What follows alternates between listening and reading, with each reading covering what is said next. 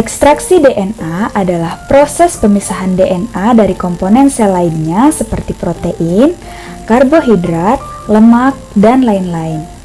Ekstraksi DNA terdiri dari 3 tahap utama, yaitu perusakan dinding sel atau lisis, pemisahan DNA dari komponen lainnya, serta pemurnian DNA.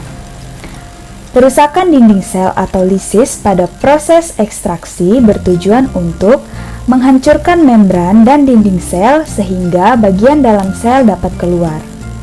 Tahap selanjutnya yaitu pemisahan DNA dari makromolekul lain seperti protein, sisaan RNA, lipid, dan polisakarida.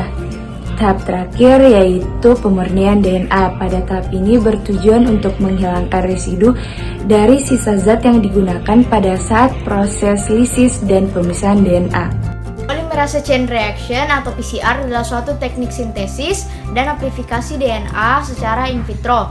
Teknik ini pertama kali ditemukan oleh Kary Mullis pada tahun 1985. Teknik PCR dapat digunakan untuk mengamplifikasi segmen DNA dalam jumlah jutaan kali hanya dalam beberapa jam.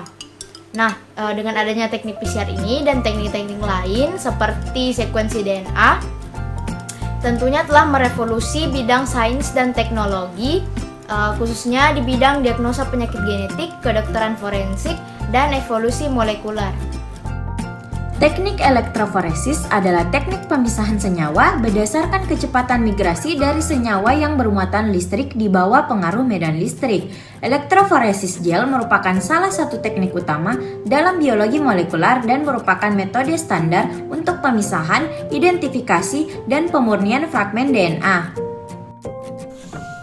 Tujuan dari praktikum ekstraksi DNA adalah untuk memisahkan DNA dengan partikel atau bahan lain yang tidak diinginkan.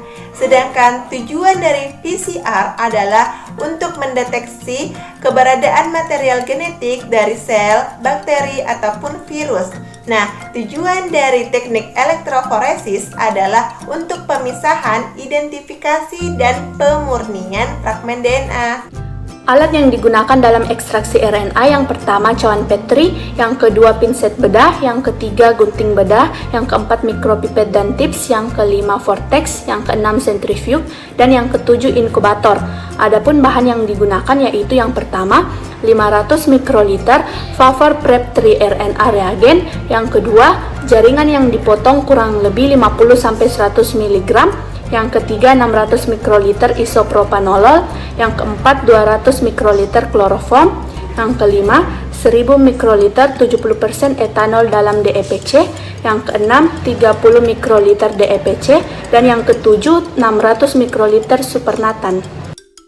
Alat yang digunakan dalam metode PCR yaitu mikropipet dan tips, PCR tube, spin down, dan thermal cycler. Sedangkan bahan yang digunakan adalah 8,3 mikroliter nucleus free water, 12,5 mikroliter Gotak Green Master Mix, 0,6 mikroliter forward primer, 0,6 mikroliter reverse primer, 3 mikroliter sampel DNA, dan 22 mikroliter PCR mixture. Alat yang digunakan untuk teknik elektroforesis adalah plate dan sisiran gel, mikropipet dan tips, inkubator, Erlenmeyer, plastik wrap, dan gel dot. Sedangkan bahan yang digunakan adalah 0,5 mikroliter agarose, 50 ml TBE 1 kali, dan 1 mikroliter gel red nucleic acid gel stain. Ya, jadi hasil analisis PCR menggunakan primer spesifik DNA mikroba terhadap 3 sampel yang ditunjukkan dengan S1, S2, dan S3 yang memiliki panjang sekitar 190 base pair seperti pada gambar di samping ini, menunjukkan bahwa pada sampel 1 dan 2 atau S1 dan S2 terlihat pita DNA yang menunjukkan bahwa sampel tersebut positif sebagaimana yang terlihat juga pada kontrol positif atau K+. Hasil sampel yang positif ini menunjukkan bahwa adanya gen mikroba pada kedua sampel tersebut. Adapun pada sampel 3 atau S3 tidak ada pita DNA yang terlihat sebagaimana juga tidak terlihat pada kontrol negatif atau K-, sehingga dapat dikatakan bahwa sampel 3 atau S3 ini negatif.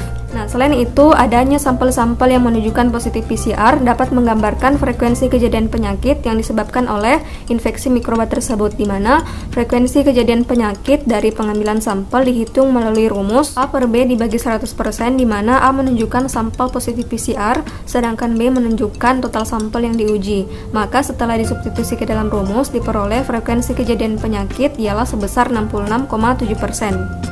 Banyak faktor yang dapat mempengaruhi keberhasilan reaksi PCR, di mana secara umum faktor yang penting di PCR meliputi komposisi nukleotida tempat DNA, pilihan enzim DNA polimerase, dan larutan buffer atau penyangga, desain primer, serta faktor aditif dan inhibitor. Yang pertama adalah komposisi tempat DNA.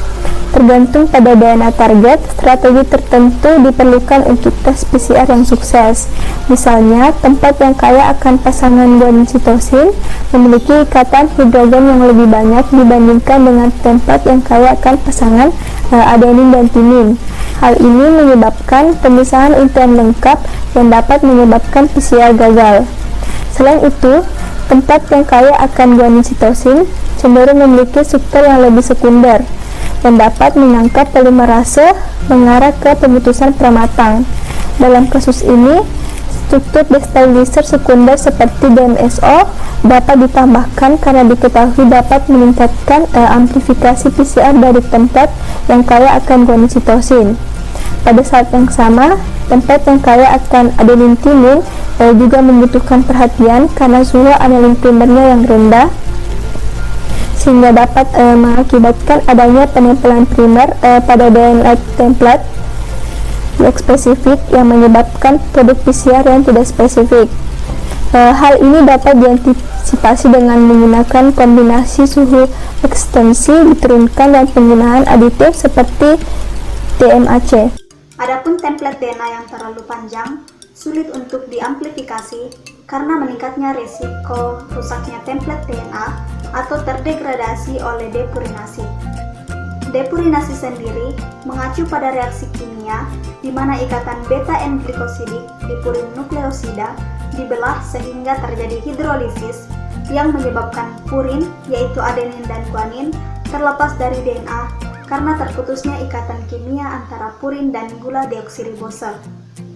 Hal ini dapat dihindari dengan menggunakan larutan buffer dengan pH yang lebih tinggi dan penurunan waktu denaturasi untuk membatasi depurinasi, atau dengan menggunakan DNA polimerase profiding.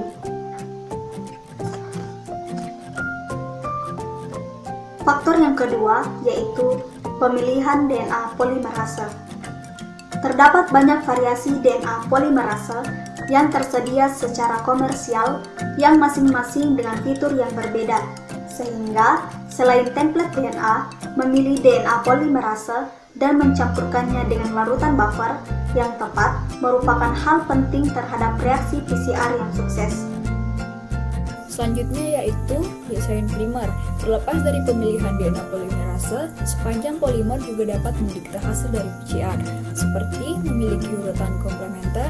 Jika tidak, sepasang primer tersebut dapat dengan mudah berubah menjadi dimer dan mengakibatkan terjadinya persaingan dengan template annealing primer. Selain itu, pencarian kondisi optimal dari suhu annealing juga sangat penting karena berkaitan dengan spesifitas produk PCR. Suhu annealing yang biasa dilakukan adalah 5 derajat Celcius di bawah suhu melting, karena jika suhu annealing terlalu tinggi mengakibatkan penempelan primer pada DNA template akan lepas sehingga produk PCR tidak terbentuk. Sebaliknya, jika suhu annealing terlalu rendah, maka akan terjadi penempelan primer pada DNA template tidak spesifik yang menyebabkan produk PCR yang tidak spesifik. Yang keempat yaitu aditif dan inhibitor. Banyak zat alami seperti polisakarida, asam panat, dan EDTA juga dapat menghambat PCR. Beberapa inhibitor mungkin menurunkan atau memodifikasi tempat DNA, ataupun dapat mengganggu primer annealing DNA atau mengubah aktivitas DNA polimerase. Inhibitor dapat dihilangkan dengan sampel spesifik berupa protokol isolasi asam nukleat. Adapun penggunaan aditif diketahui dapat membantu dalam mengurangi penghambatan.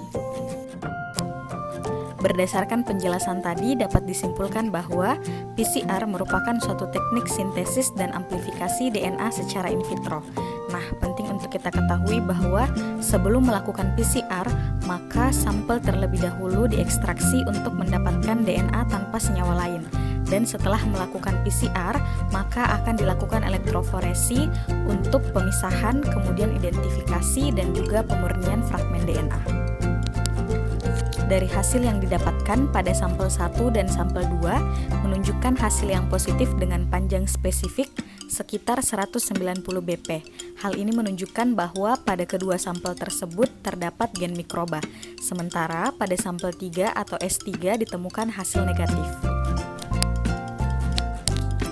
Terdapat beberapa faktor yang mempengaruhi keberhasilan reaksi PCR, diantaranya komposisi template DNA, pilihan DNA polimerase, desain primer, serta aditif dan juga inhibitornya.